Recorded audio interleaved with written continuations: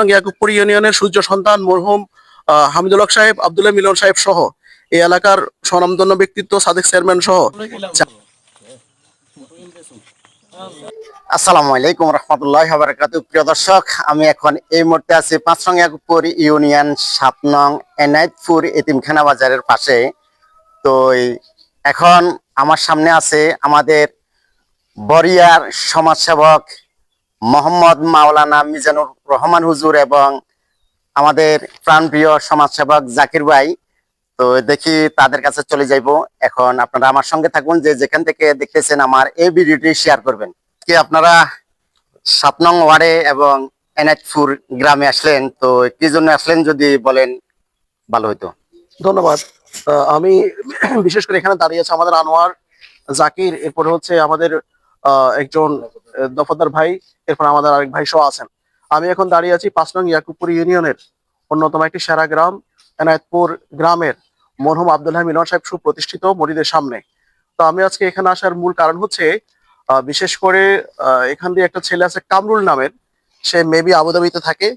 এখানে এনায়েতপুর গ্রামের একজন ভাই আছেন, ওনার ঘর নির্মাণে দীর্ঘদিন পর্যন্ত কামরুল আমাকে খুব বারবারই বলে।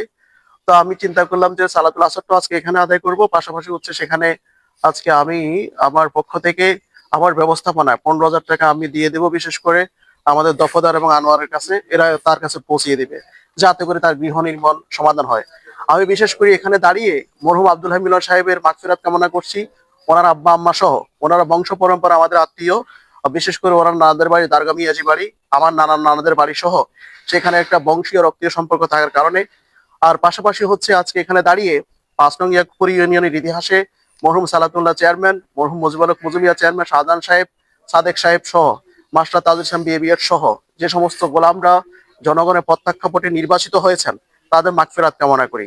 আজ যারা জনগণের প্রত্যক্ষপটে নির্বাচিত হয়ে জীবিত আছেন, আল্লাহ তাদেরকে ন্যায় খাত দেশে দোয়া করি। তো ধন্যবাদ সবাইকে, আসসালামু আলাইকুম। আমার প্রাণপ্রিয় জাকির ভাই সমাজসেবক, একটু যদি বলেন আপনারা এনায়েতপুর আসলেন।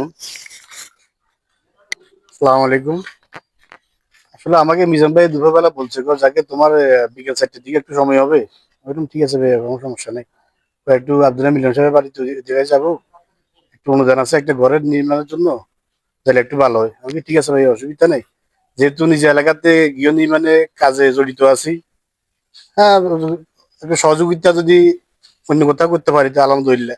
আমি তো আসছি, আমার তো যার থেকে তো আর টাকা যায় নাই।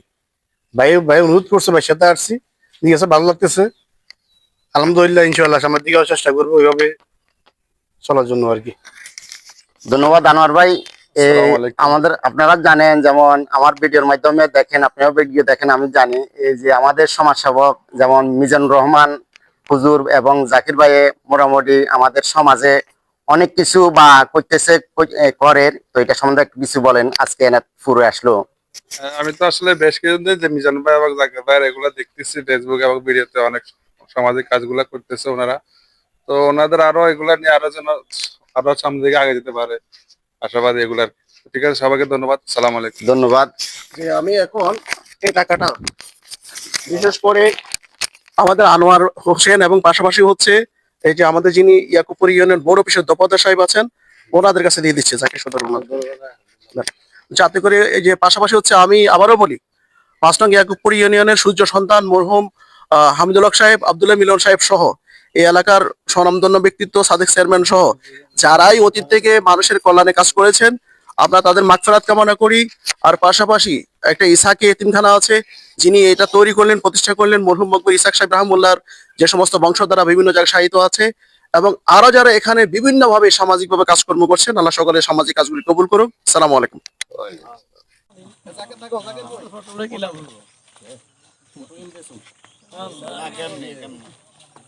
সবগুলা দুধ চা চিনি কম টম দিয়া না রং সাদা নাতি